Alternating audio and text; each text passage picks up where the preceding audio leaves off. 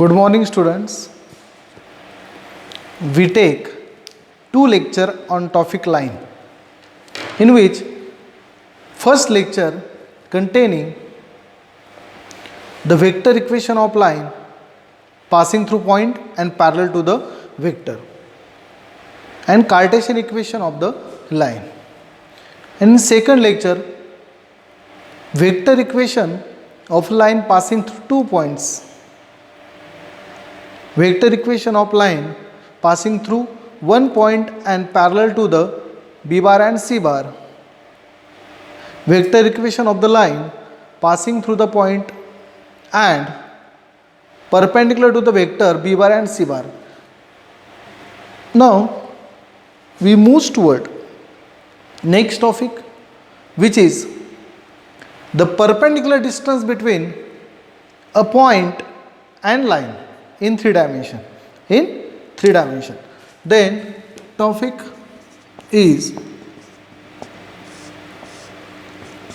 perpendicular distance of a point from a line.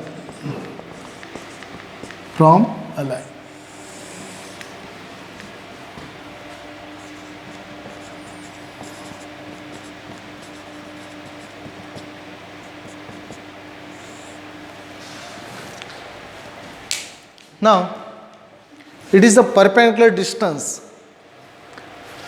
We have to find perpendicular distance of a point from a line. Perpendicular distance of a point from a line. It is the line. And we have to find perpendicular distance from this point, which is expressed as P, which position vector is alpha bar. Point P with position vector alpha bar, and the equation of the line is R bar is equal to A bar plus lambda B bar. R bar is equal to A bar plus lambda B bar. Okay? And we have to find this perpendicular distance.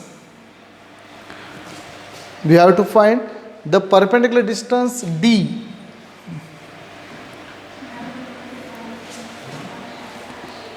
from the point P to the line R bar is equal to A bar plus lambda B bar.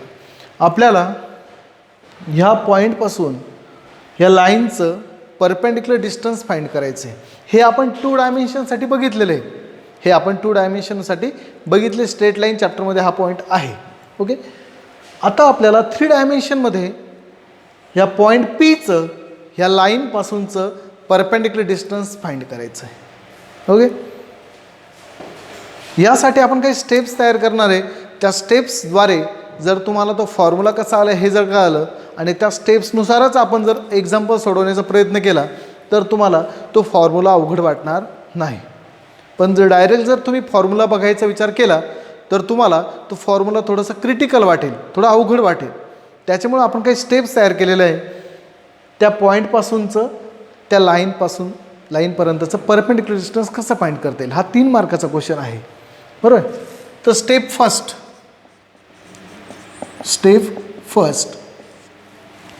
in which write the position vector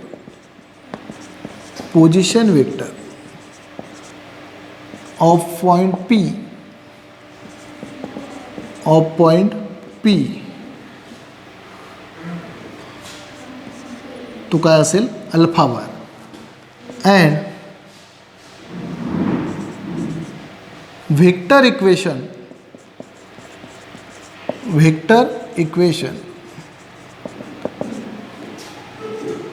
of a line in the form R bar is equal to A bar plus lambda B bar. एक लक्षात घ्या विद्यार्थी मित्रांनो, आता आपण जे equation घेतलेलं आहे r bar is equal to a bar plus lambda b bar, हे वेक्टर इक्वेशनमध्ये पण पाहिजे आपल्याला. आता काही एक्झाम्पलमध्ये तुम्हाला ते कार्टेशनिक फॉर्ममध्ये सुद्धा असेल, तर तो कार्टेशन फॉर्म जर असला तर तिथे आपल्याला कार्टेशन फॉर्मसाठी वेगळा फॉर्म्युला नाही. तर तो कार्टेशन फॉर्म कन्वर्ट करून घ्यायचा आहे कशामध्ये, वेक्टर इक्वेशनमध्ये. आपण ते एक नोट म्हणून ब्रॅकेटमध्ये लिहून घेणार आहे. If equation is in Cartesian form convert into vector form. आपण सिंपली एक नोट तुम्हाला दिलेली आहे. जर ते कार्टेशन फॉर्ममध्ये जरी असलं तर ते कन्वर्ट कशामध्ये करायचं आहे, वेक्टर फॉर्ममध्ये. आणि वेक्टर फॉर्ममध्ये केल्यानंतर तुम्हाला r bar is equal to a bar plus lambda b bar या फॉर्ममध्ये ते वेक्टर इक्वेशन मिळेल. आणि आपल्याला तो पॉईंट कोणत्या फॉर्ममध्ये एक्सप्रेस करायचा आहे, alpha bar. Okay, it is a first step. It is a very simple step which is comes from the given data. Okay, now step second. Step सेकंडमध्ये काय करायचं लक्षात घ्या. Find alpha bar minus A bar. We have to find alpha bar minus A bar. ते आपण round ब्रॅकेटमध्ये लिहिलं, लक्षात घ्या. ते एक क्वांटिटी आहे, तो एक वेक्टर असणार आहे. Vector minus vector, it is also vector. And mod of magnitude of alpha bar minus a bar. We have to write in the form of magnitude. ही एक स्केलर क्वांटिटी असणार आहे. आपण वेक्टरचं कन्वर्जन कशामध्ये करणार, तिथे मॅग्निट्यूड फाइंड करणार त्याचं. ते अल्फा बार मायनस ए बारचं काय फाइंड करायचं आहे, magnitude. Also find magnitude of B bar. Also find magnitude of B bar. आपल्याला सेकंड स्टेपमध्ये काय काय करायचं आहे लक्षात घ्या. आपल्याला त्यामध्ये अल्फा बार मायनस ए बार फाइंड करायचं आहे. हा फाइंड केल्यानंतर आपल्याला त्याचं मॅग्निट्यूड फाइंड करायचं आहे. मॅग्निट्यूड ही कन्सेप्ट 11th झालेली वेक्टर चॅप्टरमध्ये, परंतु तरीही काही मुलांना जर आठवत नसेल तर त्यांच्यासाठी मॅग्निट्यूड काय असतं ही कन्सेप्ट आपण इथे शॉर्टली सांगतोय. What is b magnitude.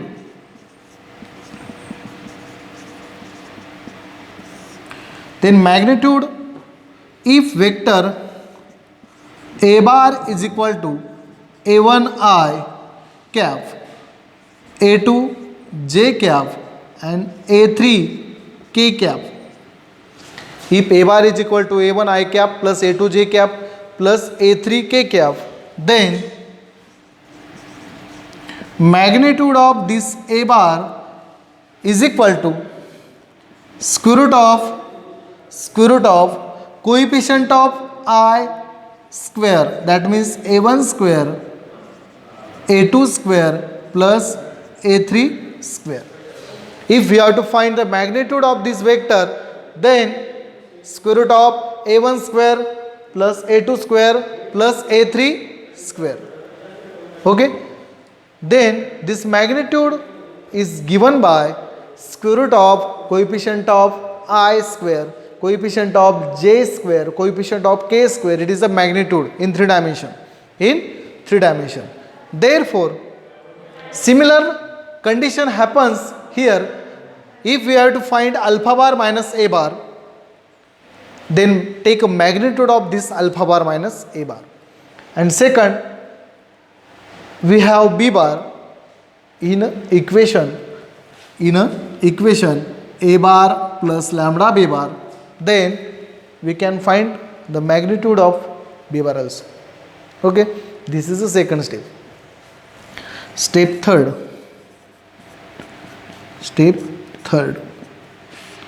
find scalar product. That is dot product. Alpha bar minus a bar with B bar.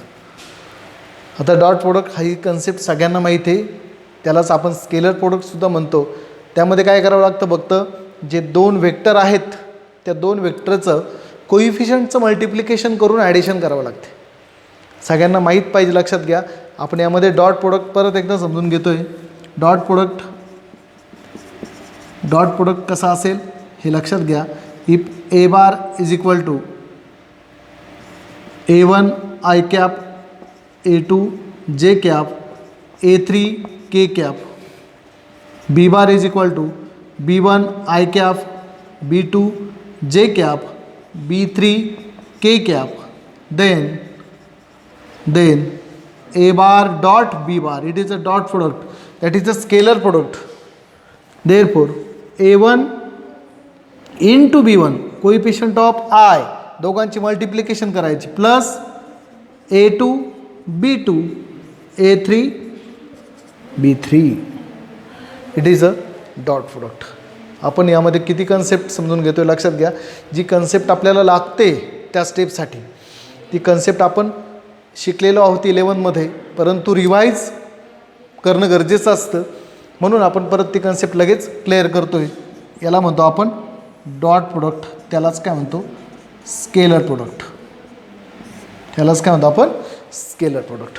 Okay, then we have to find alpha bar minus A bar dot product with B bar. It is the third step. And last step we can find the perpendicular distance from a point to the line. It is equal to D is equal to square root of, we use this quantity, we use first this magnitude of alpha bar minus a bar, alpha bar minus a bar square, alpha bar minus a bar square, minus square ब्रॅकेटमध्ये घ्यायचं आहे.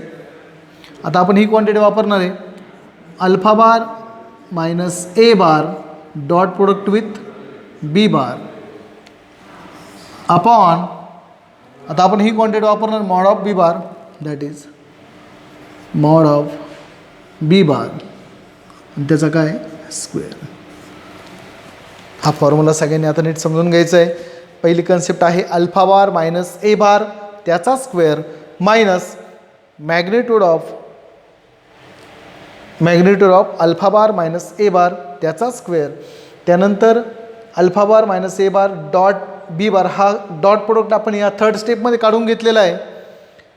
डिवाइडमध्ये काय magnitude of B bar आणि त्याचा combinedly square. तुम्ही जर विचार केला या सगळ्या क्वांटिटी काय पाहून घ्या, ही क्वांटिटी स्केलर म्हणजे हा एक नंबर असेल त्याचा स्क्वेअर, दोघांचा डॉट प्रोडक्ट आहे त्याचा म्हणजे तो देखील नंबर आहे आणि हा देखील एक नंबर आहे, म्हणजे नंबर दोघांची सबस्ट्रॅक्शन आहे. ओके, म्हणजे आपल्याला मिळताना ते काय मिळणार आहे डी. ओके, फाइंड डी आणि ही जी क्वांटिटी आहे ही कशामध्ये असणार आहे युनिट्स. इथे शेवटी युनिट्स म्हणायचं. ओके, म्हणजे पहिल्या स्टेपमध्ये परत रिवाईज करू आपण काय करायचं आहे, जो तुम्हाला पॉईंट दिलेला आहे त्याचा लगेच पोझिशन वेक्टर कशाने डिनोट करायचं आहे अल्फा बारने. त्यानंतर वेक्टर इक्वेशन कार्टेशियनमध्ये असू द्या किंवा वेक्टर इक्वेशनमध्ये असू द्या, ते कोणत्या फॉर्ममध्ये लिहायचं r bar is equal to a bar plus lambda b bar. Second स्टेपमध्ये काय फाइंड करायचं, सुरुवातीलाच अल्फा बार मायनस ए बार फाइंड करायचं आहे, लगेच त्याचं मॅग्निट्यूड घ्यायचं आहे, त्यानंतर magnitude of B bar find करायचं आहे वेक्टर इक्वेशनमधून बी बार यूज करून. त्यानंतर आपण डॉट प्रोडक्ट म्हणजे स्केलर प्रोडक्ट घेणार आहे, तो कोणाचा अल्फा बार मायनस ए बार डॉट बी बार. या सगळ्या व्हॅल्यू या 3 स्टेपमध्ये फाइंड केल्यानंतर आपण तो फॉर्म्युला समजून घेणार आहे.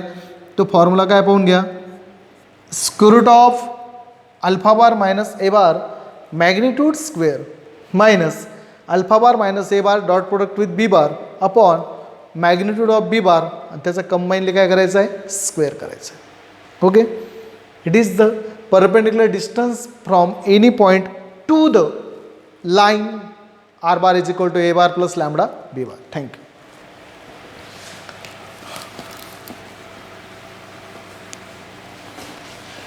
त्याच्यामधला जो नेक्स्ट कन्सेप्ट आहे ती नेक्स्ट कन्सेप्ट काय इथं समजून घ्यायची. Next concept is skew lines. What is the skew lines? Skew lines are the lines. Skew lines are the lines which are not intersecting lines as well as not parallel lines. Okay? The lines neither parallel nor intersecting. ज्या lines parallel पण नाहीत आणि intersecting पण नाहीत अशा लाइन्सला काय म्हणतात skew lines. The lines are neither intersecting nor parallel. त्या लाइन्स इंटरसेक्टिंग पण नाहीत आणि पॅरलल पण नाहीत अशा लाइन्सला काय म्हणायचं आहे skew lines. Non coplanar lines. त्यांना अजून एक वर्ड आहे. The lines are also known by non coplanar lines. आता एक ती कन्सेप्ट समजून घ्या मित्रांनो. जर आपण या वर्गाचा क्लासरूमचा विचार केला तर हे समोरचं फळ्याच्या साईडचं एक प्लेन दिसेल तुम्हाला आणि डाव्या साईडचं किंवा वरच्या बाजूचं सुद्धा एक प्लेन असेल बरोबर. जर मी एखादी लाईन ह्या फळ्याच्या साईडच्या प्लेनमध्ये जर घेतलेली आहे आणि एक लाईन जर बाकीच्या भिंतींमध्ये घेतलेली आहे तर या लाईन्स एकमेकांना कधी इंटरसेक्ट करतील का नाही. ओके. आणि त्या एकमेकांना पॅरलल आहे असं पण म्हणू शकत नाही मी. कळलं. त्या एकमेकांना पॅरलल आहे असं देखील म्हणू शकत नाही. अशा लाईन्सला काय म्हणायचं स्क्यू लाईन्स. त्यालाच काय म्हणता येईल non coplanar lines. They lie in a different plane then therefore they never intersect each other and they are not parallel. Okay.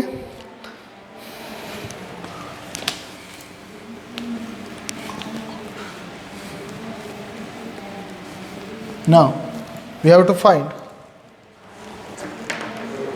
Next distance between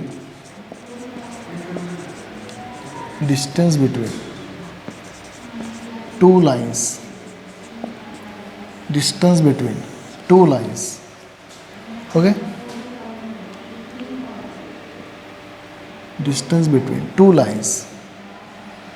Okay. If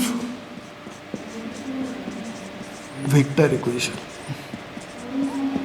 जर त्या दोन्ही लाईनचं जर व्हेक्टर इक्वेशनमध्ये असेल तर त्यासाठी फॉर्म्युला वेगळा आहे.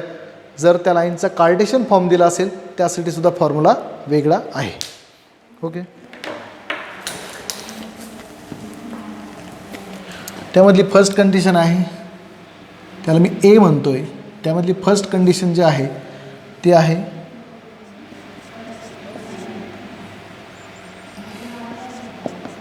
Non parallel lines. Non parallel lines ज्या लाईन पॅरलल नाहीत. Okay. Okay. Non parallel line. तर त्यामध्ये मी सुद्धा स्टेप्स करणार आहे. त्यामध्ये सुद्धा मी स्टेप्स करणार आहे. ओके. स्टेप फर्स्ट तुम्हाला ते फॉर्म्युला समजला पाहिजे. Okay. Right the equations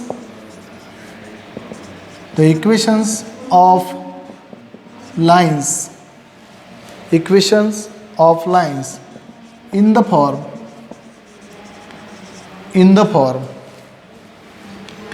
r bar is equal to a1 bar plus lambda b1 bar.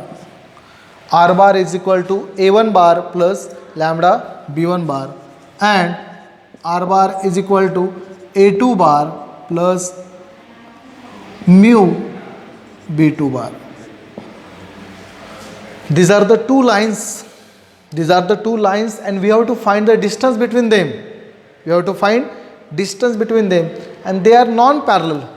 They are non-parallel. That means if it is the first line, it is the second line, we have to find the distance between them. We have to find distance between them. Okay. Therefore, first step is write the equations of lines in the form of r bar is equal to a1 bar plus lambda b1 bar, r bar is equal to a2 bar plus mu b2 bar. We take coefficients are different. Okay. That means the right equation, right vector equation of the lines, right vector equation of the lines in step second. In step second, find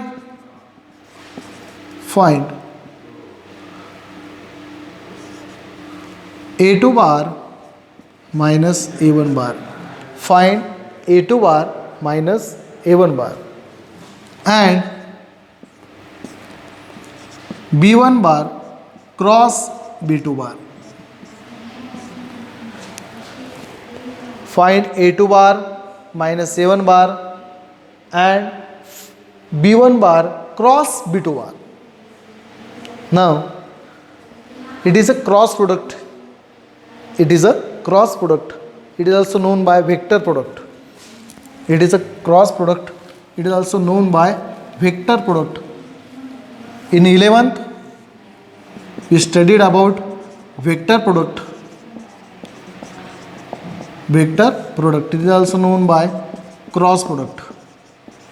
In dot product मध्ये फक्त आपण dot मध्ये दिलेला असतो तो scalar product असतो आणि vector product मध्ये आपण त्यामध्ये क्रॉस दिलेला असतो. हा क्रॉस म्हणजे हा काय क्रॉस प्रोडक्ट. जर ए बार असेल a1i cap plus a2j cap a3k cap असेल. बी बार असेल a2i cap plus b1i cap b2j cap b3k cap. Then A bar cross B bar दोघांमध्ये जर क्रॉस प्रोडक्ट फाइंड करायचं आहे तर त्याचा आपल्याला डिटर्मिनंट फॉर्ममध्ये फर्स्ट रो आय जे के घ्यावा लागतो. I J K. Second row a1 a2 a3. Third row b1 b2 b3. आणि हा डिटर्मिनंट जर आपण सॉल्व केला त्यापासून आपल्याला एक वेक्टर मिळतो. ते वेक्टर म्हणजेच काय यांचा क्रॉस प्रोडक्ट. काय असेल क्रॉस प्रोडक्ट. वेक्टर प्रोडक्ट का म्हटलं जातं? ज्या प्रोडक्टपासून मिळणारा आउटपुटचं वेक्टर असेल त्याला म्हणतो आपण वेक्टर प्रोडक्ट आणि ज्या प्रोडक्टपासून मिळणारा आउटपुट जर स्केलर क्वांटिटी असेल त्याला म्हणतो आपण स्केलर प्रोडक्ट. आता इथे वेक्टर प्रोडक्ट फाइंड करणार आपण b bar cross b2 bar. Also find magnitude of B bar b1 bar cross b2 bar. जो आपण क्रॉस प्रोडक्ट फाइंड केलेला आहे त्याचाच लगेच काय फाइंड करून घ्यायचा मॅग्निट्यूड सुद्धा फाइंड करून घ्यायचं आहे. बरं ही आपली आहे सेकंड स्टेप. आणि आता स्टेप थर्डमध्ये काय करायचं लक्षात घ्या. Find a2 bar minus a1 bar dot product with b1 bar cross b2 bar. जो आपण a2 बार मायनस a1 बार काढलेला आहे सेकंड स्टेपमध्ये आणि b1 bar cross b2 bar हे दोन्ही देखील वेक्टर आहेत. या दोन्ही वेक्टरचं काय फाइंड करायचं आहे डॉट प्रोडक्ट. ओके. या दोघांचं काय फाइंड करायचं आहे डॉट प्रोडक्ट. ओके. याला म्हटलं आपण स्टेप थर्ड. आणि स्टेप फोर्थमध्ये काय करायचं लक्षात घ्या. स्टेप फोर्थमध्ये find d is equal to magnitude of or it is a mod of. आता हा मॉड आहे लक्षात घ्या. हा मॉड आहे आणि हे मॅग्निट्यूड आहे. मॅग्निट्यूडचा फॉर्म्युला सगळ्यांना कळलेला आता मागच्याच टॉपिकमध्ये समजून घेतला आपण. ते मॅग्निट्यूड आहे लक्षात घ्या. आणि हे काय मॉड आहे. 2 ते 3 ठिकाणी हा सिम्बॉल वापरलेला असतो, लक्षात घ्या. हे मॉड म्हणजे काय, जर याच्यामध्ये जर एखादी क्वांटिटी निगेटिव्ह आली तर ती आपल्याला घेताना कशी घ्यायची आहे, positive. That is means modulus function. Okay, a2 bar minus a1 bar, a2 bar minus a1 bar dot product with b1 bar cross b2 bar. जी क्वांटिटी आपण थर्ड स्टेपमध्ये पाहिलेली आहे ती इथे टाकायची आहे. डिवाइडमध्ये magnitude of b1 bar cross b2 bar, magnitude of b1 bar cross b2 bar. हे मॅग्निट्यूड आहे, लक्षात घ्या. हे काय मॅग्निट्यूड आहे. आणि हा जो दोन्ही बाजूंनी दिलेला आहे हा आहे मॉडचं साईन. हे कसं साईन आहे, मॉडचं. म्हणजे काय, याच्यामध्ये निगेटिव्ह क्वांटिटी जरी आली तरी ती निगेटिव्ह क्वांटिटी तुम्हाला कशी घेता येईल, पॉझिटिव्ह घेता येईल. ती क्वांटिटी कशी घेता येईल, पॉझिटिव्ह. या ठिकाणी या 2 रेषा डिटर्मिनंटसाठी वापरलेल्या असतात. म्हणजे तुम्ही बघितलं एकाच याच्यामध्ये हे मॅग्निट्यूडसाठी, ह्या 2 रेषा मॉडसाठी आणि ह्या 2 रेषा डिटर्मिनंटसाठी, लक्षात घ्या. अकॉर्डिंग टू पर्पज, जो हेतू आहे त्यानुसार ते आपण वापरतो. ओके, हे असेल distance between 2 lines. Okay, they are non parallel, they are non parallel. That means first step is write the equations of lines in the form of r bar is equal to a1 plus lambda b1 bar, r bar is equal to a2 bar plus mu b2 bar. 2 वेगळ्या lines आहेत. त्यानंतर आपण second स्टेपमध्ये काय find करणार आहे, याच्या कोइफिशियंटवरून a2 bar minus a1 बार find करणार आहे. आणि या b1 आणि b2चं काय घेणार आहे, क्रॉस प्रोडक्ट घेणार आहे, म्हणजे वेक्टर प्रोडक्ट घेणार. तो कसा घ्यायचा हे आपण इथे सांगितलेलं आहे. त्यानंतर आपण मॅग्निट्यूड घेणार आहे b1 bar cross b2 bar. हे क्वांटिटी घेतल्यानंतर आपण स्टेप थर्डमध्ये जे आपण सेकंड स्टेपमध्ये a2 बार मायनस a1 बार आणि b1 बार क्रॉस b2 बार जे घेतलेलं आहे त्या दोघांचा डॉट प्रोडक्ट घ्यायचा आहे, म्हणजे स्केलर प्रोडक्ट घ्यायचा आहे. त्यापासून येणारी क्वांटिटी कशी असेल, स्केलर क्वांटिटी. आणि शेवटच्या स्टेपमध्ये म्हणजे चौथ्या स्टेपमध्ये आपल्याला डी फाइंड करायचा आहे. तो काय, जी स्केलर क्वांटिटी फाइंड केलेली a2 bar minus a1 bar dot product with b1 bar cross b2 बार ही न्यूमरेटरमध्ये असणार आहे आणि डिनॉमिनेटरमध्ये असणार आहे त्याचं मॅग्निट्यूड, म्हणजे b1 बार क्रॉस b2 बार याचं काय फाइंड करायचं आहे, मॅग्निट्यूड. आणि ते असेल आपलं इथे डिनॉमिनेटर. ओके, ही झाली पहिली कंडिशन नॉन पॅरललसाठी. आता आपण ज्याच्यानंतरची कंडिशन घेतोय ती आहे पॅरलल लाईनसाठी. पॅरलल लाईनसाठी आता हा फॉर्म्युला मी मुद्दाम इथे खाली तसंच ठेवतोय, म्हणजे तुम्हाला त्याचा रेफरन्स घेऊन कम्पेअर करून आपल्याला त्याची फॉर्म्युला कसा बनवायचा आहे. जी सेकंड कंडिशन आहे पॅरलल लाईन्ससाठी. पॅरलल लाईन्स, जर 2 लाईन जर पॅरलल असतील तर त्यामधला आपल्याला जर डिस्टन्स फाइंड करायचं आहे. जर 2 लाईन पॅरलल असतील, 2 लाईन जर पॅरलल असतील त्यामधलं जर आपल्याला डिस्टन्स फाइंड करायचं आहे, बरोबर आहे. तर ते डिस्टन्स कसं फाइंड करायचं आपण या ठिकाणी बघतोय. तर स्टेप फर्स्ट काय सांगते पहा. Step first, right the vector equation, right the vector equation in the form r bar is equal to a1 bar plus lambda b bar, and r bar is equal to a2 bar plus mu b bar. आता एक लक्षात घ्या, इथे तुम्हाला मी b1 बार आणि b2 बार म्हटलेलो नाही. Okay, ते का, हे बी बार ही जी पोझिशन असते ती असते असा वेक्टर की जो DRS पासून बनलेला आहे, डायरेक्शन रेशोज पासून बनलेला आहे, बरोबर. R bar is equal to a bar plus lambda b bar. त्यामध्ये बी बार कसा बनलेला असतो, डायरेक्शन रेशोज पासून. आणि जर त्या दोन्ही लाईन एकमेकांना पॅरलल असतील तर त्यांचे डायरेक्शन रेशो प्रोपोर्शनल असतात. कसे असतात, प्रोपोर्शनल. ते प्रोपोर्शनल झाल्यानंतर आपण ते दोन्ही सेम पण करू शकतो. याचाच अर्थ काय, जर त्या लाईन पॅरलल असतील तर आपण तिथे b1 बार आणि b2 बार घेणार नाही. तो एकच वेक्टर असणार आहे बी बार. तो काय असणार आहे, b bar. It is a first step. Step second तर आपल्याला काय फाइंड करायचं लक्षात घ्या.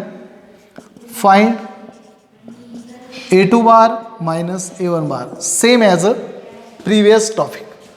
A2 bar minus A1 bar. And इथे जर एकच वेक्टर आहे बी बार, एकच वेक्टर आहे लक्षात घ्या. इथे हे दोन वेक्टर होते B1 बार आणि B2 बार, तर आपण क्रॉस प्रोडक्ट करून घेऊ का काय केला विचार केला, त्यांचं डायरेक्शन रेशो आपण कंबाईन केले लक्षात घ्या. बरोबर. पण इथे जर एकच वेक्टर आहे आपण डायरेक्शन रेशो सारखे का म्हणू शकतो, कारण की त्या दोन्ही लाईन कशा आहे, पॅरल आहे. तर फक्त आपल्याला काम करायचं आहे, ह्या बी बारचा काय फाइंड करायचं आहे, मॅग्निट्यूड फाइंड करायचं. बी बारचं काय फाइंड करायचं आहे, मॅग्निट्यूड. Okay okay. आपण एक थोड्यामध्ये ॲड करू, एक स्टेप कमी होईल आपली. Find A2 bar minus A1 bar and A2 bar minus A1 bar dot product with B bar. आपण जी थर्ड स्टेप करतोय ती इथेच मी मर्ज केलेली. दोन वेक्टर वेगवेगळे असले तर आपण त्यांचा क्रॉस प्रोडक्ट करून A2 बार मायनस A1 बार बरोबर डॉट प्रोडक्ट घेतला होता. पण इथे डायरेक्टली कोणाशी घ्यायचा डॉट प्रोडक्ट, बी बारशी. हा काय डॉट प्रोडक्ट लक्षात घ्या. दोघांचं काय फाइंड करायचं आहे, dot product. Also find the magnitude of B bar. Also find the magnitude of B bar. आणि स्टेप थर्डमध्येच आपण संपवतोय. स्टेप थर्डमध्ये find D is equal to, हा फॉर्म्युला खाली दिलेला आहे तो मागच्या टॉपिकमधला आहे, त्याचा वापर कसा होतो लक्षात घ्या. A2 बार मायनस A1 बार त्याच ठिकाणी राहील. A2 बार मायनस A1 बार त्याच ठिकाणी. डॉट प्रोडक्ट बी बार राहील फक्त. B1 बार क्रॉस बी बार लक्षात ठेवायला सोपं आहे, लक्षात घ्या. B1 बार क्रॉस B2 बारच्या ठिकाणी काय येईल, बी बार. आणि त्याच B1 बार क्रॉस B2च्या ठिकाणी येणारे फक्त मॉड ऑफ बी बार. आणि याच्यामध्ये सुद्धा हे मॅग्निट्यूडसाठी आहे आणि या दोन रेषा मॉडसाठी आहे. मॉड म्हणजे काय, जर ती क्वांटिटी निगेटिव्ह आली तर ती क्वांटिटी आपण डिस्टन्स असल्यामुळे ती निगेटिव्ह घेता येणार नाही, म्हणून आपण हा मॉड त्या ठिकाणी ठेवलेला आहे. ओके. कम्पेअरिंग करा तुम्ही दोन्ही फॉर्म्युले, तर त्यामध्ये A2 बार मायनस A1 बार दिसतोय तुम्हाला आणि B1 बार क्रॉस B2 बार. का बरं, तिथे त्या पॅरलल नाहीत म्हणून. आणि इथे पॅरल असल्यामुळे बी बार सारखा असणार आहे, तर तो directly B1 bar cross B बार B2 बारच्या ठिकाणी फक्त बी बार वापरायचा आहे. ओके. कम्पेअरिंग केल्यानंतर तुम्हाला ते फॉर्म्युला अवघड वाटणार नाही. मग त्या कंडिशन झाल्या पॅरलसाठी आणि नॉन पॅरलसाठी. आता आपण डिस्टन्स बिटवीन लाईन्स हाच टॉपिक पुढे कंटिन्यू करतो आहे. फक्त त्यामध्ये काय सेकंड पार्ट जो आपण घेणार किंवा थर्ड पार्ट त्याला मी नाव द्यायचो, ते आपण अशा बाबतीत घेतो आहे की डिस्टन्स बिटवीन